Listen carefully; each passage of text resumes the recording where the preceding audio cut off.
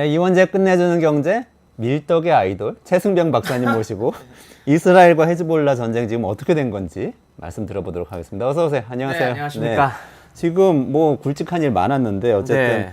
많은 분들이 주목했던 거는 이스라엘하고 이렇게 헤즈볼라하고 붙는다고 하니까 이란하고 이스라엘하고 전면전 가나? 막 이런 불안을 좀 가졌었어요. 네. 지금 어떤 상황이죠? 네, 지난 일요일 현지 시간 일요일인 25일 새벽에 이번엔 이스라엘이 먼저 선제 타격을 했습니다. 헤즈볼라 쪽에서 대량의 이 드론과 미사일 공격이 임박했다는 그런 징후가 포착이 되니까 공군기 한 100여 기 이상을 날려갔고 미사일 발사대들을 대거 폭격을 했고요.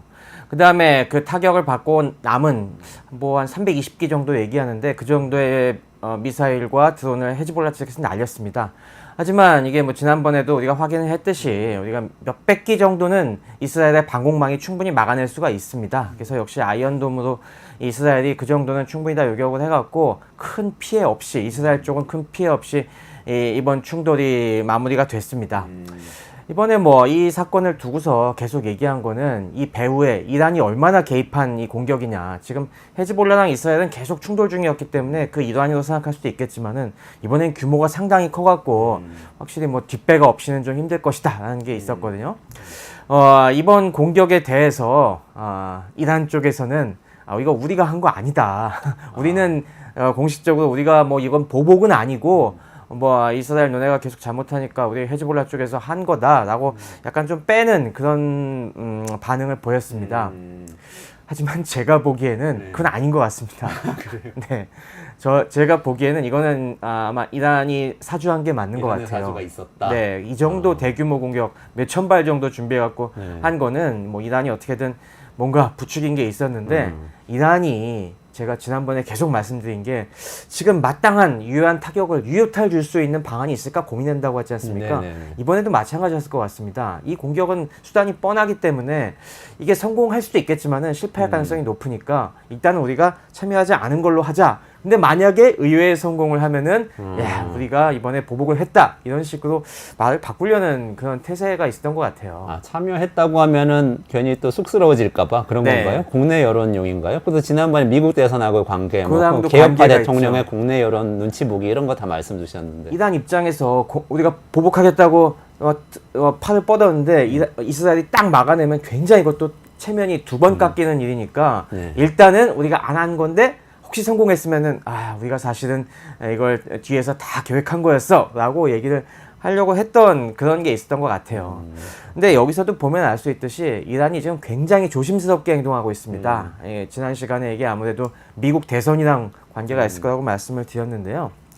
뭐 그것과 관련된 여러 가지 지금 방증들이 있습니다. 최근에 또 이란 하메네이 실질적인 최고 지도자죠. 종교 최고 지도자인 하메네이가 방송에 나와서 한 얘기가 지금 이제 신임 페제시키안 대통령이 계속 얘기한 게 핵협상 재개가 공약이었지 않습니까?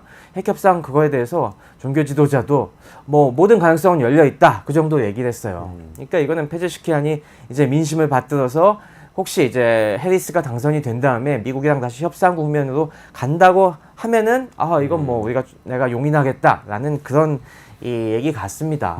지금 이렇게 밑으로 분위기를 좀 만들려고 하는 상황에서 괜히 뭐 긴장을 높일 그럴 이유는 없죠. 그럴 이유는 없군요. 지금 근데 이스라엘이 일단은 먼저 타격을 한 거잖아요. 이스라엘은 어떤 입장이에요? 더 확산시키려는 건 아니에요? 네타냐후는 지난 시간에 얘기했듯이 계속 이걸 좀 더 강한 국면으로 그래서 뭔가 좀 트럼프에게 유리한 국면으로 끌고 가려는 그런 의도가 분명히 있는 것 같습니다. 하지만 뭐 이번에는 어쨌건 이 타격이 유효타를 주기 전에 선제 타격으로 막아낸 거에 대해서 국내적으로는 좀 약간 으쓱하는 분위기인 것 같습니다. 네, 그래도 잘 막았다. 네. 네. 원래 뭐 지난번 이 하마스 기습 때는 그걸 전혀 막아내지 못해갖고 큰 비난을 받았는데 이번에는 그래도 내가 열심히 방어를 해냈다라는 면에서 일단은 좀 으쓱한 것 같습니다. 그러면 체면 치레해갖고 그 다음에 수가 이제 고민일 겁니다. 일단 체면 치레했으니까 여기서 좀 더 질러. 그래서 지금 뭐 가자 서한 지구에까지 지금 공격을 계속 쑤셔대고 있는데 그러니까 확전을 바란다는 뜻이죠. 하지만 그렇다고 이게 너무 오버하면 곤란한 것이 보험을 들어야 되지 않겠습니까? 만약에 트럼프가 되면 괜찮겠지만 해리스가 되면은 우리가 그렇게 이거 뜯어 말렸는데도 그때 그렇게 너네 노골적으로 저쪽 편 들었어 라고 하면서 나중에 오히려 이란과의 핵 협상 쪽에서 굉장히 불리하게 작용할 수도 있기 때문에 이스라엘이 지금은 좀 약간 많이 고민할 것 같습니다. 그 다음 수를. 군사력 자체는 어때요? 이번에 헤즈볼라 공격 막아낸 거 보면은 이스라엘이 좀 압도적으로 우위에 있어서 뭔가 이렇게 유효한 전쟁이 될 수가 없는 거 아닌가? 이런 생각도 들던데요. 맞습니다. 이게 뭐 전통적인 수단으로 이 정규 군사력으로 보나 뭐 각종 감시자산으로 보나 첨단 전력으로 보나 이게 이스라엘을 상대하기는 굉장히 어렵고요. 특히 이란 같은 경우는 지상군을 쓸 수가 없는 워낙 멀리 떨어져 있기 때문에 그걸 또 지금 가뜩이나 경제도 안 좋은데 그런 도발을 심하게 할 수도 없는 노릇이고 또 미국이 이 사태 악화를 위해서 지금 굉장히 많은 전력들이 이 지중해와 홍해에서 어떻게든 양쪽을 뜯어 말리려고 하고 있기 때문에 지금 뭐 이게 직접 충돌로 가긴 참 어려운 상황이죠. 그러면 중동 전쟁으로 확전되지는 않을 것이다.